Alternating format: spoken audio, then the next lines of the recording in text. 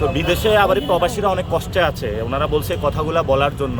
অর্থাৎ এখান থেকে নিয়ে তাদেরকে মরুভূমিতে ছেড়ে দেওয়া হয় এবং সেখান থেকে তাদেরকে 2-3 বিক্রি করে দেওয়া হয় বিভিন্ন জায়গায়, মানে দাসদের মতন ব্যবহার করা হয়। তো বাংলাদেশের যেই সব এজেন্সিগুলো আছে, অনেকগুলো এজেন্সি খারাপ, সিন্ডিকেট ব্যবসা করে এগুলো।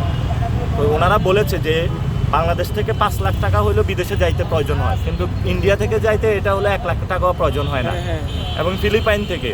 ফলে তো ওনারা বলছে কথাটা বলার জন্য, এখানে সিন্ডিকেটগুলো ভাঙার জন্য।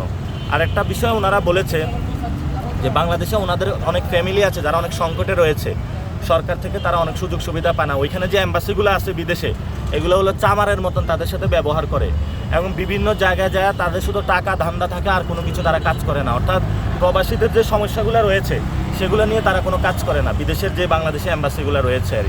এবং ওনারা আরেকটা বিষয় বলেছে যে ওনাদের যে বাংলাদেশের ট্রেনিং সেশন চালু করা উচিত। ওইখানে পাঠানোর পরে ওনারা আরবি জানে না, ওনাদের কাজের স্কিল সেট নাই, পরে বাংলাদেশের ট্রেনিং সেশন চালু করা উচিত।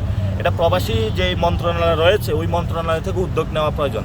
প্রবাসী কল্যাণ মন্ত্রণালয়ের যিনি মন্ত্রী আছেন, উনি যদি এই বিষয়ে সচেষ্ট হয় তাহলে ওনাদের এই সমস্যাগুলো লাঘব হয়। এবং আমাদের যে টিকিট, অর্থাৎ বিদেশে যাওয়ার যে বিমান ভাড়া, এটাতে নাকি সিন্ডিকেট হয় আর।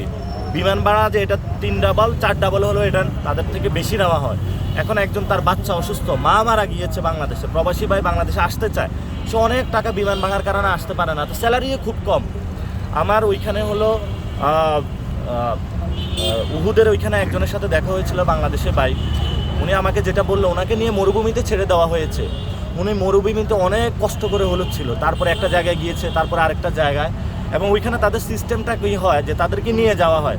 এখন তার বেতন যদি ধরেন 1 লাখ টাকা থাকে, তাকে হলে ওই কোম্পানিগুলো টাকা দেয় না, তাকে 20-30 হাজার টাকা দিয়ে বিদায় করে দেওয়া।